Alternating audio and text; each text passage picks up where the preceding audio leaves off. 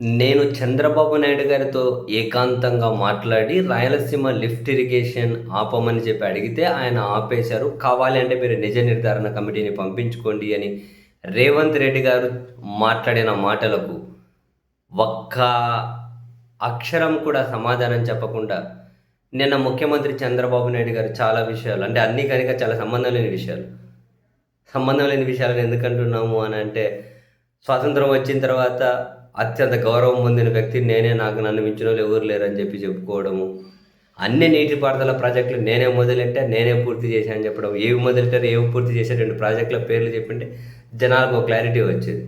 ఆ తర్వాత మొన్న వాళ్ళ మినిస్టర్ ఏమో రాయలసీమ లిఫ్ట్ ఇరిగేషన్ అవసరం లేదు, అదేం పనికిరాదు అని చెప్పి అనేసారు.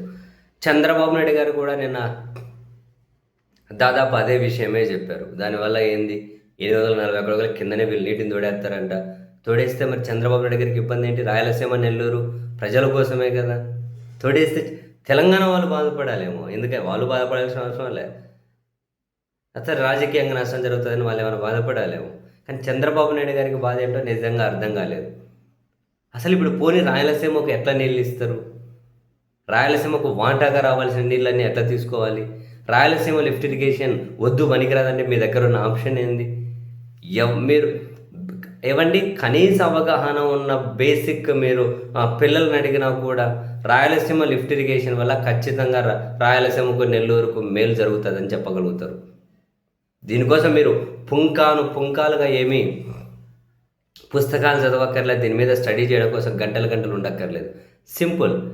శ్రీశైలం ప్రాజెక్టు 885 అడుగుల దాని కెపాసిటీ గరిష్టం 885 అడుగులు. 881 అడుగుల పైన నీళ్లుంటేనే పోతిరెడ్డిపాడు హెడ్ రెగ్యులేటరీ నుంచి దాని సామర్థ్యం 44,000 క్యూసెక్కుల నీరు రాయలసీమ నెల్లూరు చెన్నై తాగునీటికి నీళ్ళు ఇవ్వగలుగుతారు. రాజశేఖర్ రెడ్డి గారు ముఖ్యమంత్రిగా ఉన్నప్పుడు 841 అడుగుల దగ్గర పోతిరెడ్డిపాడు హెడ్ రెగ్యులేటర్ బిగించి ఫిట్ చేసి మేము 881 అడుగుల దగ్గర నుంచి నీళ్లు తోడుకుంటాము అని చెప్పారు. అంటే 44,000 క్యూసెక్కులు దాని కెపాసిటీ ప్రకారం నీళ్లు రావాలంటే శ్రీశైలంలో 881 అడుగుల పైన ఉండాలి నీటి మట్టం. లేదు, అది 854 అడుగులు ఉందనుకుందాం, కేవలం 7,000 క్యూసెక్కులు దాని నుంచి కిందకు వస్తుంది. లేదు, 841 అడుగులు ఉందనుకుందాం, 2,000 క్యూసెక్కులు నీళ్లు కిందకు వస్తుంది. అంతకు మించి తక్కువ ఉంది అంటే ఒక సుక్క కూడా రాదు. అవునా? అయితే ఇది రాజశేఖర్ గారు ముఖ్యమంత్రిగా ఉన్నప్పుడు డిజైన్ తాను చేశారు. ఫస్ట్ 11,000 క్యూసెక్కులు ఏమంటే తర్వాత ఆయన దాన్ని పెంచి రాయలసీమ దుర్భిక్షమైంది ఎంతో కొంత మేలు చేయాలని చెప్పి పాపం చేశారు. అయితే రాష్ట్రం విభజింపబడిన తర్వాత రాష్ట్ర విభజన చట్టం ప్రకారం ఏముంది? శ్రీశైలాన్ని ఆంధ్రప్రదేశ్ మెయింటెనెన్స్లోకి తీసుకోండి, నాగార్జున సాగర్ని తెలంగాణ మెయింటెనెన్స్ తీసుకుంటుంది అని చెప్పారు. అయినా కూడా చంద్రబాబు నాయుడు గారు దాన్ని అమలు చేయలేకపోయారు. ఎందుకని? శ్రీశైలం ఎడమగట్టు కలువ విద్యుత్ కేంద్రం మా భూభాగంలో ఉంది కాబట్టి మేమే దాన్ని నిర్వహిస్తామని చెబుతూ వాళ్ళు 800 అడుగుల నుంచే విద్యుత్ కోసం నీటిని తవ్వడం మొదలెట్టారు. కల్వకుర్తి ఎత్తిపోతల సామర్థ్యాన్ని పెంచేశారు. పాలమూరు, రంగారెడ్డి, దిండి దీనికోసం నీళ్లు తోడడం మొదలెట్టారు. శ్రీశైలంలోకి వచ్చే నీటిని వచ్చినట్టుగానే తోడడం మొదలెట్టారు. బేసిక్గా శ్రీశైలంలో వరద ఎన్ని రోజులు ఉంటుందంటే 30 రోజులు, అందుకు మ్యాక్సిమం 1.5 నెలగానే ఉండదేమో, 1.5 month గానే ఉండదేమో, అందులోనే తవ్వుకోవాలి. ఏమంటారు, వరదలు వచ్చినప్పుడు నీటిని ఎట్లా వినియోగించుకోవాలనే దాంట్లోనే ఈ వివాదాలన్నీ కూడా. శ్రీశైలంలోకి వచ్చిన నీళ్ళన్నీ వీళ్ళు పైననే తోడేసుకుంటూ పోతూ ఉంటే మరి అక్కడ వాళ్ళకి ఎట్లా రాయలసీమకు ఇబ్బంది కదా, ఎట్లా చేయాలి? ఆడేమో మరి 841 అడుగులకు కిందకైతే సుక్కరావు కదా, మరి ఏం చేయాలి? మరి దాని కింద ఇప్పుడు మీరు గాలేరు నగరి, తెలుగంగ, ఎస్ఆర్బిసి, చెన్నై తాగునీటికి నీళ్ళు ఎట్లివ్వాలి అంటున్నా. నీళ్ళు ఎట్లివ్వాలి? అందుకని చెప్పి జగన్మోహన్ రెడ్డి గారి ప్రభుత్వం ఏం చేసింది? బాగా శ్రీశైలంలోకి వరద నీళ్ళు వచ్చినప్పుడు రోజుకు 3 TMCల నీటి ఎత్తిపోసి పోతిరెడ్డిపాడు హెడ్ రెగ్యులేటర్ కుడి కాలువలకు ఆ నీటిని ఎత్తిపోసి ఈ ప్రాజెక్టులు నింపుదాము అని చెప్పారు. సో ఈ నీటిని కనుక సక్రమంగా వినియోగించగలిగితే రాయలసీమకు, నెల్లూరుకు బ్రహ్మాండమైన మేలు జరుగుతుంది. తాగునీటికి, సాగునీటికి ఏమి ఇబ్బంది ఉండదు. భూగర్భ జలాలు కూడా బాగుంటాయి. అంటే పూర్తిగా ఎండగారిపు చెన్నై తాగునీటికి కూడా నీళ్ళు ఇవ్వచ్చు అన్నది ఆయన ప్లాన్. అయితే ఇప్పుడు చంద్రబాబు నాయుడు గారైనా, వీళ్ళ మినిస్టర్ అయినా, ఇంకొకరైనా ఏమంటారు, ఎన్జీటీ అనుమతి తీసుకోకుండా మొదలెట్టారు, ఎన్జీటీ అనుమతి తీసుకోకుండా మొదలెట్టారు అన్నారు. నిజమే, అనుమతి తీసుకోకుండా మొదలెట్టారు. జగన్మోహన్ రెడ్డి గారి ప్రభుత్వ వాదన ఏంటి? ఏ ప్రభుత్వ వాదనైనా అలాగే ఉండాలి. ఎందుకంటే అన్ని అనుమతులు తీసుకొని ఏ ప్రాజెక్టు స్టార్ట్ అవ్వదు. ప్రాబ్లం ఇది. ఏవి స్టార్ట్ అవ్వండి. ఇప్పుడు పాలమూరు రంగారెడ్డికి ఏం అనుమతులు ఉన్నాయి, దిండికి ఏం అనుమతులు ఉన్నాయి.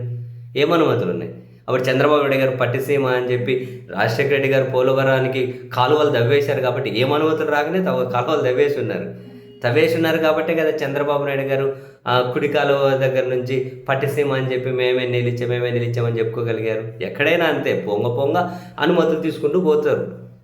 జగన్మోహన్ రెడ్డి గారు కూడా రాయలసీమ లిఫ్ట్ ఇరిగేషన్ అనుమతి తీసుకోకుండానే మొదలెట్టారన్నది నిజం. అప్పుడు ప్రభుత్వ వాదన ఏంటి? అదేమీ కొత్త ప్రాజెక్టు కాదు, శ్రీశైలంలో మాకు కేటాయింపులు ఉన్నాయి. సో ఆ కేటాయింపుల ప్రకారం ఎస్ఆర్బీసీ, తెలంగాణ, గాలేరు నగరి, చెన్నై తాగునీటికి నీళ్ళు ఇవ్వాలి కాబట్టి వాటికి నీళ్ళు ఇవ్వలేకపోతున్నాం కాబట్టి ఇప్పుడు చెప్పిన ఈ ప్రాజెక్టులకు అనుమతి ఉంది కాబట్టి మేము కొత్తగా దీనికోసం అనుమతి తీసుకోవాల్సిన అవసరం లేదు. అదేమి కొత్త ప్రాజెక్టు, కొత్తగా దానికి ఏమి సపరేట్ నీటి కేటాయింపులు లేవు కాబట్టి మేము అనుమతి తీసుకోవాల్సిన అవసరం లేదు అన్నారు ఆయన వాదన. సరే, ముందుకెళ్ళారు. ఎన్జిటీలో పిటిషన్ పడింది, ఆగిపోయింది. నిజం, ఆగిపోయింది. అయినా జగన్మోహన్ రెడ్డి గారు ఆ ప్రాజెక్టును ఆపకుండా ముందుకు తీసుకెళ్తూ పోయారు ఆంక్షల మధ్యనే. అప్పుడు జగన్ ప్రభుత్వ వాదన ఏంటి? సరే, మేము ఫస్ట్ రాయలసీమ, నెల్లూరు తాగునీటి కోసం, చెన్నై తాగునీటి కోసం దీన్ని నిర్మించుకుంటూ ఉన్నాం. ఒకవేళ సాగునీటి అవసరాల కోసం అయితే తర్వాత మళ్ళీ మేము పర్యావరణ అనుమతులు తీసుకుంటాము అని చెప్పి వాళ్ళు ఆంక్షల మధ్యనే కంటిన్యూ చేశారు చిన్నగా. అట్లా 1000 కోట్ల రూపాయలు దాని మీద 936 కోట్లు అనుకుంటే దాని మీద ఖర్చు పెట్టారు. తర్వాత చంద్రబాబు నాయుడు గారు సీఎం అయిన తర్వాత ఇంకా అవి ఆగిపోయాయి. మధ్యలో కేంద్రం దగ్గర ఒక మీటింగ్ జరిగింది. అక్కడ చంద్రబాబు నాయుడు గారి సర్కార్ ఇదే వాదన వినిపించాల్సి ఉండే. మేము అవి తాగునీటి అవసరాల కోసమే కొనసాగిస్తూ ఉన్నాం, సాగునీటికి అయితే తర్వాత కాలంలో మేము అనుమతులు తీసుకునే ముందుకెళ్తాము అని వాదన వాళ్ళు వినిపించి ఉండే. కానీ వాళ్ళు ఎలాంటి వాదన వినిపించలేదు. కేంద్రం వాళ్ళు అడిగినటువంటి ఏ వివరాలు ఇవ్వలేదు. ఆగిపోయింది పూర్తిగా. ఇప్పుడు అర్థమవుతూ ఉంది రేవంత్ రెడ్డి గారు చంద్రబాబు నాయుడు గారికి ఏకాంతంగా చెప్పారు అని. మరి దాని ఫలితమో మరోదో తెలియదు, కానీ ఆ ప్రాజెక్ట్ వేస్ట్ అనేసారు ముఖ్యమంత్రి గారు, ఇరిగేషన్ మినిస్టర్ గారు. ఇప్పుడు మీరు చెప్పండి, ఆ ప్రాజెక్టు వేస్ట్ అయితే రాయలసీమకు రావాల్సిన నీటి వాటా మాట ఏమిటి? ఈ ప్రాజెక్టులకు నీటిని ఎట్లా తీసుకొస్తారు? మధ్యలో ఏదో మనగచర్ల అని చెప్పి అన్నారు. ఎక్కడికి పోయినా ఇప్పుడు ఆ ఉలుకు లేదు, పలుకు లేదు. అది సాధ్యమవుతుందా? ఇప్పటికిప్పుడు 2,500 కోట్లు 3,000 కోట్లు మ్యాక్సిమం ఖర్చు పెడితే రాయలసీమ లిఫ్ట్ ఇరిగేషన్ రెడీ అవుతుంది కదా. కేంద్రంలో అత్యంత కీలక భాగస్వామి కదా చంద్రబాబు గారు, దాన్ని సాధించుకొని రావచ్చు కదా. ఏమంటే 1.5 నెలలు, ఎప్పుడైనా వరద జలాలే ప్రధానమైన దిక్కు అవుతున్నాయి. శ్రీశైలంలో 1.5 నెలలు ఉంటాయి. ఆ 1.5 నెలలో తోడిపోసి మిగిలిన ప్రాజెక్టులను నింపుకొని వినియోగించుకోవాలి. అదే కదా ఎవరైనా చేసేది, ఎక్కడైనా చేసేది. ఆ ప్రాజెక్టు వేస్ట్ అనేస్తే ఏం చేయాలి? వీళ్ళ పాయింట్ ఏంది? 841 అంటే ఈ ప్రాజెక్టు 800 అడుగుల దగ్గర నుంచి నీళ్లు తీసుకునే కడుతూ ఉన్నారు. 841 అడుగుల దగ్గర నీళ్లు చాలా తక్కువ ఉంటాయి, కట్టి ప్రయోజనం ఏంది అంటారు. అవును, 841 అడుగుల కింద తక్కువ నీళ్ళు ఉంటే తీసుకోండికి ఏమంటారు, ఇది పనికి రాకుండా ఎక్కువ ఉన్నప్పుడు తీసుకోండి, వరద నీటి ఫుల్గా ఉన్నప్పుడు తీసుకొని తోడేయండి. సముద్ర జలాలు వేస్ట్ అవుతాయి కదా సముద్రంలోకి. అసలు పాయింట్ ఇది కదా. ఏం చెప్పాలి? పోనీ వీళ్ళు ఏం చేయబోతున్నారు నెక్స్ట్? సరే, వీళ్ళ వాదన వీళ్ళది కావచ్చు, వీళ్ళ అభిప్రాయం వీళ్ళది కావచ్చు. వీళ్ళు ఏం చేయబోతూ ఉన్నారు? రాయలసీమ సాగునీటి కష్టాలను తీర్చడానికి వీళ్ళ దగ్గర ఉన్న ప్రణాళిక ఏంటి?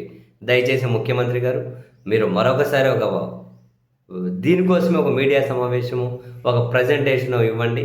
రాయలసీమ ప్రజలు, నెల్లూరు ప్రజలు కూడా వెయిట్ చేస్తూ ఉంటారు. ఏం చేయబోతున్నారు? ఇది వేస్ట్ అనేసారు, మీ విధానం అది వేస్ట్ కావచ్చు కానివ్వండి, కానీ మీరు ఏం చేయబోతున్నారు? ఇది అత్యంత కీలకం.